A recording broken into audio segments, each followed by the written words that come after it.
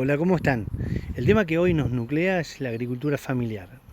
En realidad, a partir de la agricultura familiar vamos a empezar a entender un poquito las ferias francas, que son tan conocidas por nosotros en la provincia y que tanto aportan a la economía regional. Pero primero empecemos a entender a qué se refiere agricultura familiar o AF, como vamos a encontrarlo en mucha bibliografía o material si nos ponemos a buscar. Primero diferenciar un poco de los productores tradicionales mal dicho en realidad, de productores de mayor tamaño que generalmente viven en el pueblo. Esto ocurre por ahí más en algunas provincias que en otras, donde la producción generalmente es para comercializar, para vender a centros acopiadores o a secaderos, o depende del producto, entrar en una cadena de producción, ¿sí?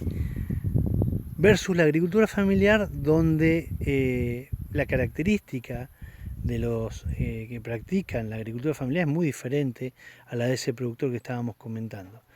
En su forma de vida, en la cuestión cultural que ellos tienen, viven en las chacras, se alimentan de lo que producen y tienen un ritmo de vida completamente diferente a productores que por sus características inclusive tienen otras dimensiones también. A ver, ¿qué características tienen o qué características tiene, mejor dicho, la agricultura familiar? Los productores que se encuentran o que forman parte de esta agricultura familiar eh, son los actores centrales de un modelo de inclusión en el sector agropecuario. Tengamos en cuenta que con un mundo globalizado, donde los commodities son los que están en boga y que en función de eso, de esas divisas que entran al país, se fomenta el crecimiento de las hectáreas con soja, con el enriquecimiento de los productores, por supuesto, lo cual está bien desde el punto de vista si es un productor legítimo, y también con la promoción, si se quiere, de pools de siembra o grandes estructuras corporativas que se dedican a la producción de un monocultivo como es la soja, y con todo lo que esto impacta en el clima, en la región, en la economía, en la parte social, en fin, en un montón de aspectos. Cuando hablamos de agricultura familiar, hablamos de productores que viven en la chacra, que producen lo que tienen, lo que la chacra les permite producir y que lo comercializan. Y generalmente estamos hablando de productores que comercializan sus productos en circuitos cortos, es decir, directamente al consumidor. Son protagonistas principales de la seguridad alimentaria y del arraigo. Es decir, nosotros pregonamos. Yo soy ingeniero agrónomo y en mi carrera lo que uno pregona es que el productor se quede en la chacra. Pero ¿cómo? ¿Y de qué va a vivir? Se queda en la chacra y de qué va a vivir. En el pueblo tiene más oportunidades, eso es lo que habitualmente se piensa, y sin embargo la agricultura familiar y la promoción de la misma lo que permite es generar ingresos en la misma chacra sin necesidad que el productor se vaya. Obviamente a través de otros aspectos como es la sustentabilidad en la producción y en fin un montón de puntos más a tener en cuenta. La idea es agregarle valor al producto que hacen en la chacra, ¿sí? Hay muchos ejemplos de estos, para que el productor pueda vender un poco mejor, si se quiere, lo que ellos hacen. Y obviamente contribuir al desarrollo de las economías regionales. Cuando hablamos de desarrollo desde el punto de vista, no solo en cantidad, sino también en el punto de vista de diversificación, ¿sí? En muchas regiones se caracteriza la producción de algún producto, valga la redundancia, que pasa a ser característico de la zona, ¿sí? Que se lo reconoce a una zona por ese tipo de producción. La idea es que nuestros productores se diversifiquen para promover no solo la inclusión de los mismos, sino el desarrollo de ellos como familia productora, de ellos como productores que se quedan en la chacra, y además también de desarrollo de economías regionales que le permiten a toda la sociedad tener otras alternativas de consumo. lo cual enriquece grandemente a la economía regional. Fíjense otros puntos a tener en cuenta. Generalmente son parcelas pequeñas, la tenencia de la tierra habitualmente es precaria, no está muy clara, por ahí permisos de ocupación o boletos de compra-venta. Generalmente tienen monocultivos como un producto principal, ¿sí? Puede ser tabaco, puede ser yerba, puede ser mandioca, pero se caracterizan por tener un producto de venta, de renta, ¿sí? Obviamente es mano de obra familiar, ¿sí? La incorporación de tecnología generalmente es baja, y si bien uno lo refiere a Misiones porque es lo que uno vive a diario, y fíjense en el mapa de la izquierda, lo que está pintado rojo es la distribución de la agricultura familiar, y miren la provincia de Misiones, la superficie entera está pintada de roja, ¿no? Estas características son similares o iguales, por eso se nuclean dentro de la agricultura familiar en las distintas regiones del país. Por sus recursos tienen poca incorporación de tecnología, tampoco tienen acceso a créditos o préstamos bancarios generalmente no están a disposición de estos productores. Ese es el otro punto, que es el escaso poder de negociación en mercados, también es una característica muy poderosa. En realidad, el no poder comercializar hace que te transformes en un dependiente de un productor mayor o de un acopiador que te fija el precio y te determina a cuánto vas a vender el fruto de tu esfuerzo, por lo cual es un punto muy delicado en cuanto al sustento de la familia. Y por otro lado también es la poca capacidad de organizarse que tienen muchos de los productores, no todos. Hay muchas cooperativas que se nuclean a partir de esta situación y generan ingresos en forma mancomunada. Bueno, de hecho las ferias francas es un claro ejemplo de organización de productores para vender sus productos. El 65% de los productores, 65% de los productores se encuentran en el rango de agricultura familiar. No es menor ese número. Veamos que en todo el país el mayor porcentaje, y no me equivoco al decir el mayor porcentaje, de productores se encuadran dentro de las características de agricultura familiar. Aportan el 20% del Producto Bruto Agropecuario, ¿sí? Y generan o tienen o dan o implica el 53% de empleo agropecuario. Y digo así porque generalmente no se contrata mano de obra externa, la mano de obra es familiar, ¿sí? Bien, sigamos adelante.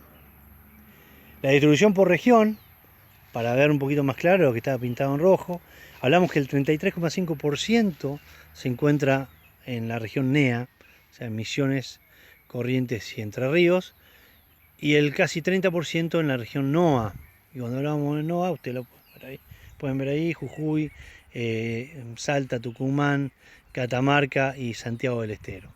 Y el resto en el resto del país, ¿sí? Lo importante, y lo que les estoy pasando acá, es una presentación que es un poquito desactualizada en un punto solamente. No en todo lo demás. Las características siguen siendo iguales, por ahí algunos valores se pueden haber modificado, pero al final, y me adelanto un poco, pero viene a cuento, cuando hablamos de institucionalización del sector, hablamos de todas las organizaciones que están trabajando en pos de la agricultura familiar, como el Ministerio del Agro, la presentación es del Ministerio, el INTA claramente, el INASE, por el tema de semillas, el tema de pesca y en fin, diferentes actores institucionales que aportan al sector de agricultura familiar. En esta presentación, ustedes después van a verla, hablaba todavía que no había una ley de agricultura familiar, pero la ley fue sancionada y fue promulgada, fue sancionada en diciembre del 2014, yo después les voy a adjuntar la ley, y fue promulgada en enero de 2015, ¿sí? Esto es fundamental, un marco legal para que el desarrollo de la agricultura familiar se potencie. ¿Sí? Y lo que sigue en la presentación es distintas políticas públicas que ha tenido el gobierno, los distintos gobiernos, para fomentar la agricultura familiar. Todo esto les cuento con el objetivo de entender la importancia, el impacto que tiene la agricultura familiar en la Argentina, pero fundamentalmente el impacto que tiene la agricultura familiar en Misiones y la importancia que tiene el poder atender las distintas características para poder fomentarlas.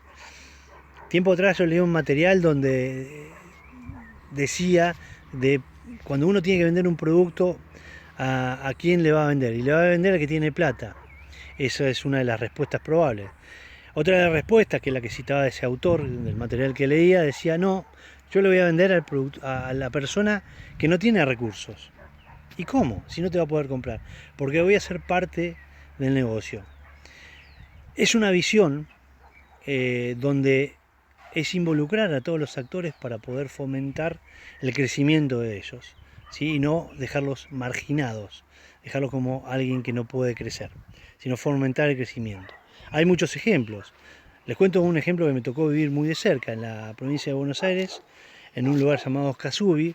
La producción de cebolla es muy importante y generalmente los productores más chicos no tenían opción más que vender su producto, o sea, la cebolla, a grandes acopiadores.